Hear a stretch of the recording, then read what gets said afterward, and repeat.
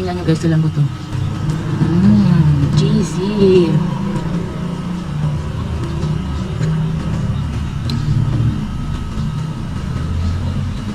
Ang lamot. To start, meron nga tayo dito nilagang kamote at ayun nga, nasimulan ko na i-mash gamit ang tinidor, pero kung meron kayong potato masher, much better. Mash lang nating maigi at after that, lalagyan natin ng 2 cups of glutinous flour and then mix well natin para mag-combine silang dalawa at makagawa tayong dough na tulad nito. And then set aside natin at dito naman tayo sa ating fillings.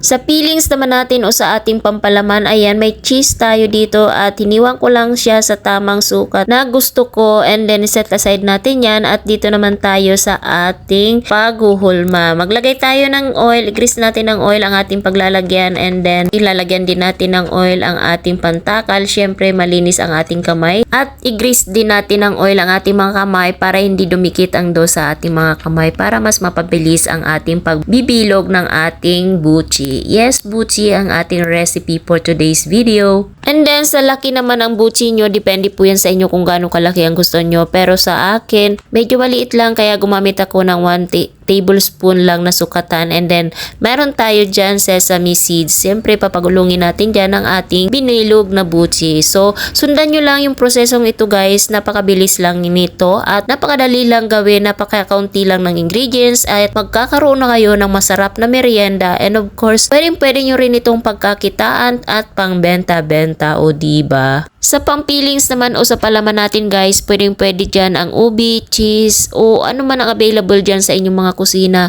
Pwede po yan. So ito nga, meron ako ditong yema spread or yema na ginawa ko nung nakaraan pa. Nasa ref lang siya at itry natin ipalaman. Gagamitin ko na nga guys at baka masira na. Naku, sayang na sayang. Napakamahal pa naman ang mga bilihin ngayon tulad na ng gatas at lahat mahal kaya wag tayo magsayang. At ayan nga guys, ulit-ulitin nyo lang yung process na ito hanggang sa maubos at matapos nyo ang dough. At ayan, tapos na nga tayo guys. Marami-rami din tayong nagawa. So, pwede natin to i-stack sa ref or sa freezer guys nang mag-stay siya ng matagal. So, hindi natin to ubusin lahat para bukas meron pa rin tayong pang snacks. Marami na ito kaya hatiin lang natin lulutuin. So, ito na nga guys. Ready to fry na at magsasalang na tayo dyan ng pan at magpainit na tayo ng mantika. Saktong amount na mantika guys, pero I suggest mas maganda deep frying siya guys para lutong-luto talaga siya. At by the way guys, mainit na mainit dapat ang mantika at pag mainit na, pwede nyo na iset sa mahinang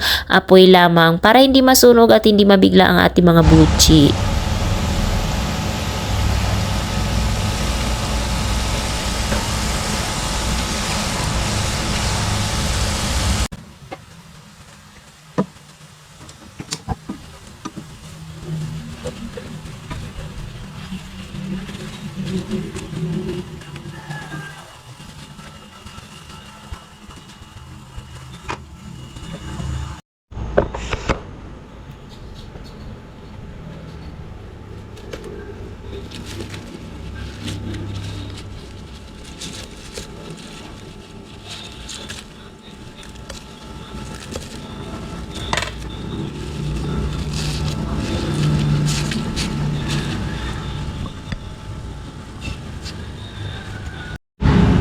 Luto na guys. So, diba? Meron na naman tayong merienda for today's video.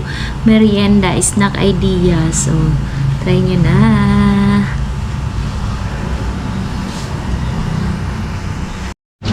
Ang lambot.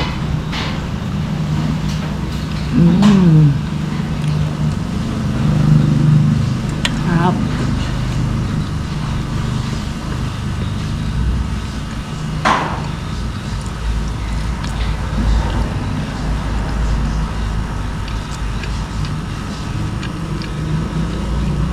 Hakto lang yung